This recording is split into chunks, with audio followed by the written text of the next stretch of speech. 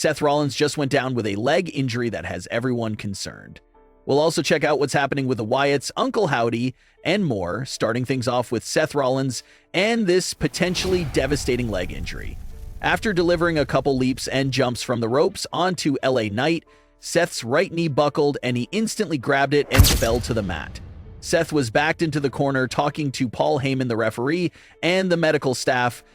Seth eventually got right up into a BFT from LA Knight and lost the match. With such a weird and abrupt finish to the match, fans instantly knew that something horrific had probably happened to Seth Rollins, but no one knew which parts of this whole situation was fake and which parts were legitimate. Well, reports are now claiming that Seth's knee injury is legit. When Seth fell to the mat, it's because his knee was legitimately hurt and he couldn't continue the match and couldn't make it to the original finish that was planned. So it looked like an audible was called right there within that moment for LA Knight to just scoop up the quick win and get Seth out of harm's way. So the entire manner of how LA Knight won this match was all a result of this injury happening to Seth and them needing a quick finish to it. That was not the original finish, and clearly something else was in mind had Seth Rollins continued the match in a healthy fashion. It's a given piece of knowledge that Bron Breakker and Bronson Reed always get involved in all of Seth's matches, so the fact that there were no appearances by them in this finish was another key giveaway that something serious went wrong here. Fans in the arena said that Seth Rollins continued to get medical treatment in the ring before ultimately being helped all the way to the backstage area. A match stopping due to an injury and the individual not being able to put any weight on the leg during their walk to the back is always a horrific sight to behold. It's scary, it's concerning, and makes you start thinking of the worst case scenario. Seth Rollins does have a deep injury history with both of his knees. Just recently in 2024, Seth Rollins was suffering with serious issues with his left meniscus that he did try working through, but eventually he did have to miss some time for that injury. Also, in late 2015, Seth Rollins completely wrecked his right knee and needed it surgically repaired. And now in 2025, that knee that buckled on Seth was the right knee, the same surgically repaired knee from the 2015 injury. At this current moment of time, there's no full details regarding the severity of the injury for Seth Rollins, but fans are holding their breath and hoping for the best, hoping that it was nothing more than a little tweak and that he avoided anything major. If Seth's injury is major and will require him to miss an unknown amount of time, it's not really a situation that WWE can ignore, since Seth Rollins is such a crucial focal point of WWE programming at the moment. With Seth being out of action, that leaves his group without a leader, and that group will be forced to be morphed into just Bron, Bronson, and Paul Heyman, which could still work as a trio, but obviously losing Seth is such a gut-wrenching punch to that entire group and the bigger picture of the plan set in place there. Another major issue this injury will cause if Seth misses extended time is with the men's Money in the Bank contract.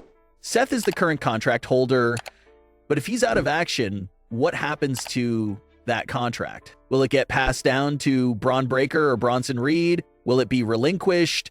Will Paul Heyman just hold it until Seth is back?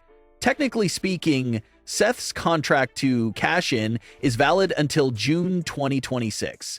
So as long as he can make it back before that date, nothing really has to be done with the Money in the Bank contract. But then again, that'll be their decision to make on if they want to move the contract around in his absence. It was reported a few days ago that the plan was eventually for Seth and Bron to split up and go at it. So if Bron takes the contract, cashes in down the line, and becomes world champion, that'll surely cause some tension with Seth. Once he eventually returns, Seth is going to feel like Bron only became world champion because he used his Money in the Bank contract, and that will surely lead to chaos amongst the group. Those are all hypothetical scenarios if Seth has to miss a crazy amount of time, but best case scenario, hopefully, Seth Rollins remains on television in a non-active role, and they can probably keep him quietly away from the ring for a few months to rest, all while he's still appearing weekly and contributing to the storyline.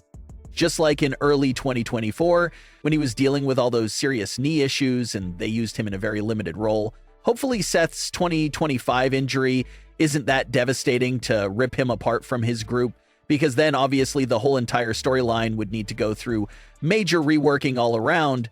All that's known at the moment is that it's a legitimate injury and everyone is hoping for the best there. Just over a year after making their arrivals, the Wyatt Sicks have captured Tag Team Championship gold. The Wyatts defeated the Street Profits on the July 11th edition of SmackDown to win those titles. But the most important part of this match, and the biggest eye-opening thing, was the manner in how they won the titles. The Wyatt Sicks only won the match and the titles due to some dirty heel-like antics and interference from Eric Rowan. So that was something that fans definitely caught and wondered if that was the first step in a heel turn for the Wyatt Sicks, or at least the first step of them entering that gray area of right and wrong. Maybe Uncle Howdy realized that doing things the right way wasn't really getting his family anywhere, so he gave Eric Rowan the green light to wrongfully interfere with the match, and look at what happened. They won the titles. So could Uncle Howdy continue to give the group the green light to do all those wrongful actions during matches? It's definitely a possibility, because July 11th surely showed that the Wyatts are willing to play dirty if they have to.